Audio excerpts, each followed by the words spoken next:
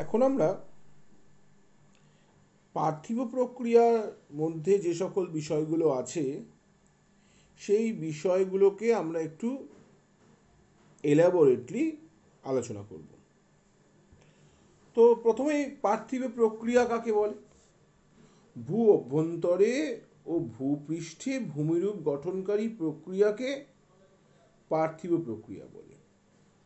অর্থাৎ ভূ অভ্যন্তরে বা ভূপৃষ্ঠের ওপর পৃথিবীর ওপর যে ধরনের প্রক্রিয়াগুলো কাজ করছে সব কটা প্রক্রিয়াকেই একসাথে পার্থিব প্রক্রিয়া বলে। অর্থাৎ ভূমিরূপ সৃষ্টিতে পৃথিবীর ওপর সংগঠিত যে সকল প্রক্রিয়াগুলো তাকেই পার্থিব প্রক্রিয়া বলে। তো পার্থিব প্রক্রিয়ার ভূমিকা ভূমিরূপ সৃষ্টিতে কিন্তু একটা গুরুত্বপূর্ণ বিষয়। সেখানে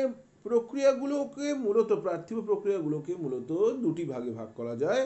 একটাকে বলা হয় হচ্ছে এন্ডোজেনেটিক প্রসেস বা অন্তর্জাত প্রক্রিয়া, আরেকটিকে বলা হয় হচ্ছে বহির্জাত প্রক্রিয়া বা এক্সোজেনেটিক প্রসেস। তো এন্ডোজেনেটিক প্রসেস কাকে বলে বা অন্তর্জাত প্রক্রিয়া কাকে বলে? ইংরেজি এন্ডোজেনেটিক শব্দটির উৎপত্তি দুটি গ্রিক শব্দ এন্ডন অর্থাৎ উইদিন বা অন্তর্ভাগ ও জেনেসিস অর্থাৎ উৎপত্তি থেকে। অর্থাৎ এর অর্থ দ্বারায় অন্তর্জাত এবং পৃথিবীর অভ্যন্তরভাগে উৎপন্ন ধীর ও আকস্মিক শক্তি যে প্রক্রিয়ায় উলম্ব বা অনুভূমিকভাবে স্থানীয় বা আঞ্চলিকভাবে ভূমিরূপের পরিবর্তন ঘটায় তাকেই অন্তর্জাত বা অন্তজ প্রক্রিয়া বলে অভিহিত করা হয়ে থাকে। এই সকল অন্তর্জাত প্রক্রিয়ার যে শক্তির উৎস সেগুলো মূলত ভূ অভ্যন্তরে গলিত ম্যাগমা যে তাপ ও চাপের পরিবর্তন লক্ষ্য করা যায় সেই ও তাপ চাপের পরিবর্তনের মাধ্যমে ভূ পৃষ্ঠে কিন্তু এই যে কিন্তু তার রূপের পরিবর্তন হয়। এবং রাসায়নিক বিক্রিয়াও কিন্তু যে ভূ অভ্যন্তরে যে রাসায়নিক বিক্রিয়া ঘটছে সেই রাসায়নিক বিক্রিয়াও কিন্তু এই অন্তর্জাত প্রক্রিয়ার শক্তির উৎস। এখানে কি ধরনের ভূমিরূপ গড়ে ওঠে? এখানে মূলত ভূমিকম্প লক্ষ্য করা যায় এবং অগ্ন্যুৎপাত লক্ষ্য করা যায়। এবং এই সকল জায়গায় আমরা ভাঁজ, চ্যুতি, পর্বত, মালভূমি প্রভৃতি প্রাথমিক ভূমিরূপগুলো, যেটাকে বলা হয় প্রাইমারি ল্যান্ডফর্ম, সেই ধরনের ভূমিরূপগুলোকে এখানে গড়ে উঠতে আমরা লক্ষ্য করি। এই পার্থিব প্রক্রিয়াকে মূলত দুটি ভাগে ভাগ করা যায় তার প্রকৃতি ও প্রাবল্য অনুসারে। তো সেই যে দুটো ভাগে ভাগ হলো সেটা হচ্ছে, এক হচ্ছে আকস্মিক এবং ধীর আলোড়ন অর্থাৎ সাডেন মুভমেন্ট এবং স্লো মুভমেন্ট। তো আমরা সাডেন মুভমেন্ট বলতে কি বুঝি? যে ভূপৃষ্ঠে উৎপন্ন শক্তির প্রভাবে অর্থাৎ ভূপৃষ্ঠের অভ্যন্তরে যে শক্তি উৎপন্ন হচ্ছে সেই উৎপন্ন শক্তির প্রভাবে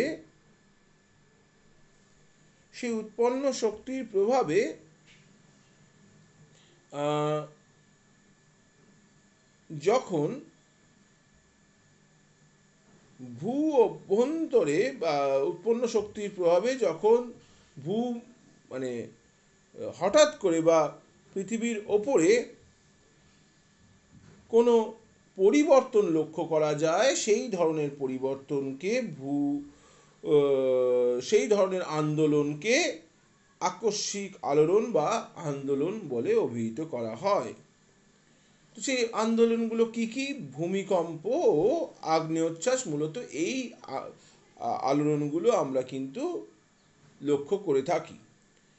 তো আমরা প্রত্যেকেই জানি ভূমিকম্প কাকে বলে। ভূ অভ্যন্তরে বা ভূ আভ্যন্তরীণ কারণে ভূপৃষ্ঠের যে আকস্মিক বা ক্ষণস্থায়ী কম্পনকে আমরা ভূমিকম্প বলে অভিহিত করি। প্রত্যেকেই আমরা জানি যে অগ্নুৎপাত কাকে বলে, ভূ অভ্যন্তরে উত্তপ্ত পদার্থ, ম্যাগমা, গ্যাস, ভূত্বকের বিভিন্ন যে ফাটল, দারণ, ছিদ্রপথ দিয়ে যখন সেটা ভূপৃষ্ঠে বেরিয়ে আসে, সেই নির্গমনকেই আমরা অগ্নুৎপাত বলে থাকি। ভূপৃষ্ঠে যে সবসময় বেরিয়ে আসে সেরকম বিষয় না, অনেক ক্ষেত্রে অগ্নুদ্গম ভূ অভ্যন্তরেও লক্ষ্য করা যায়, অর্থাৎ ভূপৃষ্ঠে সেটা এক্সপোজ হয় না, হয়তো শিলার ফাটলের মধ্যে সেটা অনুপ্রবেশ ঘটে, যেটাকে আমরা বলি ইন্ট্রুসিভ ভলক্যানিক ইরাপশন। তো সেই ক্ষেত্রেও কিন্তু কিছু ভূমিরূপ ভূ অভ্যন্তরে লক্ষ্য করা যায়, যেগুলো পরবর্তী ক্ষেত্রে কিন্তু ক্ষয়ের মাধ্যমে যেগুলো ভূপৃষ্ঠে বেরিয়ে আসে। এবার আমরা তাহলে আকস্মিক আলোড়নগুলো নিয়ে একটু আলোচনা করলাম। এবার আমরা চলে আসছি হচ্ছে ধীর আলোড়ন বা স্লো মুভমেন্ট। স্লো মুভমেন্ট কি? ভূ অভ্যন্তরে উৎপন্ন শক্তির প্রভাবে অত্যন্ত ধীরে ধীরে কার্যকরী ভূত্বকের সুদূর প্রসারী পরিবর্তনকারী আন্দোলনকে ধীর আলোড়ন বলে। অর্থাৎ এই আলোড়নের মাধ্যমে কিন্তু ভূপৃষ্ঠের একটা দীর্ঘমেয়াদী পরিবর্তন কিন্তু আমরা লক্ষ্য করে থাকি। অর্থাৎ পৃথিবী এই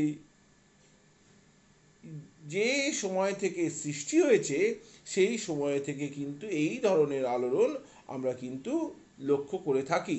যেমন সমুদ্র জলতলের পরিবর্তন বা আইসোস্ট্যাটিক অ্যাডজাস্টমেন্ট বা সমস্থৈতিক সঞ্চালন বা ভূগাঠনিক সঞ্চালন, এই বিষয়গুলো কিন্তু আমরা পৃথিবীর জন্মলগ্ন থেকেই আমরা কিন্তু পৃথিবীর ওপরে আমরা কিন্তু লক্ষ্য করে আসছি।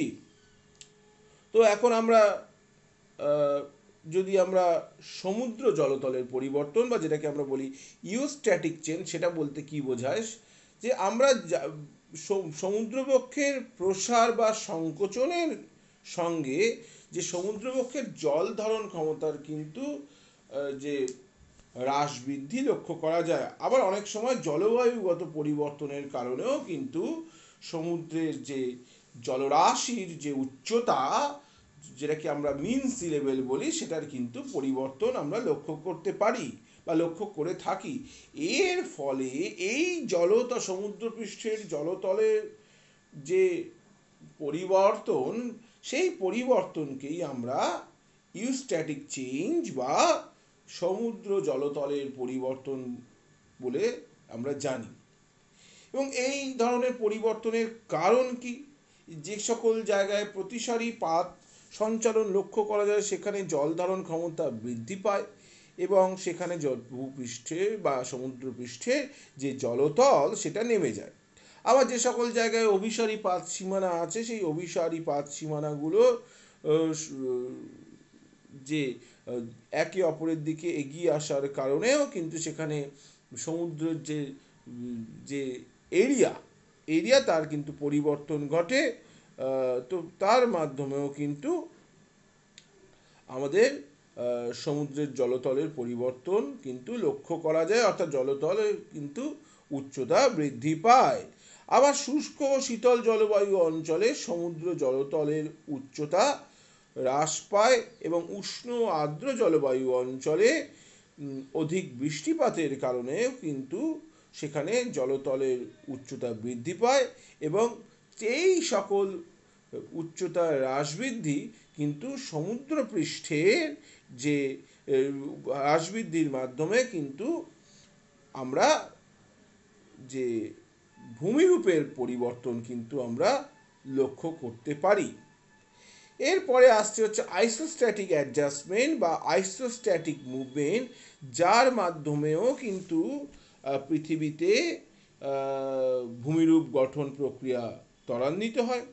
তো আমি আইসোস্ট্যাটিক অ্যাডজাস্টমেন্টকে খুব সহজ করে যদি বোঝাতে চাই তাহলে বলবো যে পৃথিবীর যে উচ্চতম অংশগুলো, যেমন পাহাড়, পর্বত, মালভূমি, এই সকল অংশগুলো এবং যে সকল অংশ নিচু, অর্থাৎ সমুদ্র যে বক্ষ, এই সকল যে স্থানগুলোর মধ্যে যে উচ্চতার যে পার্থক্য, সেই উচ্চতার পার্থক্যগুলো নিজেদের মধ্যে কিভাবে ভারসাম্য অবস্থায় আছে, অর্থাৎ the upstanding part of the earth and the low lying basin of the earth, মানে অর্থাৎ উচ্চতম অংশগুলো এবং গভীরতম অংশগুলো নিজেদের মধ্যে কিভাবে ভারসাম্য অবস্থায় বজায় আছে, এই বিষয়টি কিন্তু আইসোস্ট্যাসি বা সমস্থিতি ব্যাখ্যা করে। এবং এই সমস্থিতির মাধ্যমে কিভাবে ভূপৃষ্ঠে আলোড়ন লক্ষিত হয় সেটাই কিন্তু এখানে আলোচ্য বিষয়। তো অর্থাৎ প্রাথমিক ভূমিরূপের উচ্চতার সঙ্গে শিলা ঘনত্ব ও ভরের বিপরীত সম্পর্ক বজায় রেখে ভূপৃষ্ঠের সর্বদা ভারসাম্য অবস্থা রক্ষার ধীর অন্তর্জাত প্রক্রিয়াকে আইসোস্ট্যাটিক অ্যাডজাস্টমেন্ট বলে। অর্থাৎ এই প্রক্রিয়াটা কিন্তু খুব একটা স্লো প্রসেস, যার মাধ্যমে কিন্তু আমরা দেখতে পাচ্ছি হিমালয়ের উচ্চতা দিন দিন দিন দিন তার উচ্চতা কিন্তু একই আছে। অর্থাৎ এখানে হিমালয়ে উচ্চ ক্ষয় হওয়া সত্ত্বেও প্রতিদিন এখানে যে বহির্জাত প্রক্রিয়া অর্থাৎ নদী, হিমবাহ, এগুলো প্রচুর পরিমাণে পদার্থ হিমালয়ের উচ্চ অংশ থেকে নিম্ন অংশে নিয়ে আসা সত্ত্বেও হিমালয়ের কিন্তু যে বেসিক যে হাইট, সেই বেসিক হাইটটা কিন্তু একই থেকে গেছে। তার এক কারণ হচ্ছে আইসোস্ট্যাটিক অ্যাডজাস্টমেন্ট বা আইসোস্ট্যাটিক মুভমেন্ট। তো এর ফলে পর্বত, মালভূমি, সমভূমি প্রভৃতি ভূমিরূপের শিলাস্তর ও ভর বাড়লে উচ্চতা কমে এবং হ্রাস পেলে উচ্চতা বৃদ্ধি পায়। অর্থাৎ যে সকল জায়গায় পর্বতের ডেনসিটি কম সেখানে তার উচ্চতা বেশি, আর যেখানে ডেনসিটি বেশি সেই সকল জায়গায় উচ্চতা কম। তো ভূত্বকের অবনমন ও উত্থান এই আইসোস্ট্যাটিক মুভমেন্টের মাধ্যমে ঘটে থাকে। তো এরপরে যেটা আসছে হচ্ছে টেকটনিক মুভমেন্ট, অর্থাৎ তোমরা দ্বিতীয় অধ্যায় টেকটনিক মুভমেন্ট বা পাত সংস্থান তত্ত্ব বা ভূগাঠনিক যে আলোড়ন সেই বিষয় নিয়ে তোমরা নিশ্চয়ই জেনেছ। সেখানে যে টেকটনিক শব্দটির উৎপত্তি গ্রিক শব্দ টেকটন অর্থাৎ নির্মাণ বা গঠন থেকে। অর্থাৎ এটি ভূমিরূপ গঠনকারী শক্তি, ভূ আভ্যন্তরীণ শক্তির প্রভাবে ভূপৃষ্ঠে বিকৃত বা ভাঙন, আপেক্ষিক সঞ্চালন ঘটে এবং নানা প্রাকৃতিক ভূমিরূপ গঠিত হয়। তাকে ভূগাঠনিক আলোড়ন বলে অভিহিত করা হয়। তো এই আলোড়ন আবার দু রকমের। একটাকে বলা হচ্ছে, প্রথমকে বলা হচ্ছে মহীভাবক আলোড়ন, যার মাধ্যমে মহাদেশ গঠিত হয়। এবং এই মহীভাবক আলোড়নের যে যার ইংরেজি যেটা সেটাকে বলা হচ্ছে এপিরোজেনিক মুভমেন্ট। অর্থাৎ এপিরোস কথাটির অর্থ হচ্ছে মহাদেশ এবং জেনেসিস শব্দটির অর্থ হচ্ছে জন্ম। অর্থাৎ এর অর্থ যদি আমরা এরকম ভাবে দিই, মহাদেশ গঠনকারী অন্তর্জাত শক্তি হচ্ছে মহীভাবক আলোড়ন বা অন্তর্জাত বল হচ্ছে মহীভাবক আলোড়ন। মহাদেশীয় ভূত্বকে গঠন ও পরিবর্তনকারী ভূপৃষ্ঠের উলম্বভাবে কার্যকরী অন্তর্জাত ধীর শক্তিকে মহীভাবক আলোড়ন বলে চিহ্নিত করা হয়। এর বৈশিষ্ট্যগুলো নিয়ে আমরা একটু আলোচনা করি।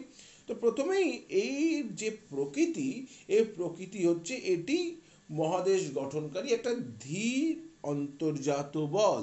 এর যে ব্যাপ্তি সেটা এই আলোড়নের ব্যাপক আকারে সমগ্র মহাদেশ জুড়ে কিন্তু এই আলোড়ন লক্ষ্য করা যায়। এর যে প্রভাব স্থানীয়ভাবে বা আঞ্চলিকভাবে কিন্তু ভীষণই সীমাবদ্ধ। অর্থাৎ এর প্রভাবটা কিন্তু আমরা খুব একটা স্বল্প পরিসর স্থানে এর প্রভাবটা কিন্তু আমরা অনুভব করি না। এবং এর যে সংগঠন স্থল, এটা মূলত মহাদেশের ওপরে সংগঠিত হয়। এর শক্তি মূলত ভূপৃষ্ঠের যে যে আমাদের ব্যাসার্ধ আছে তার সাথে স্পর্শক বরাবর কিন্তু এই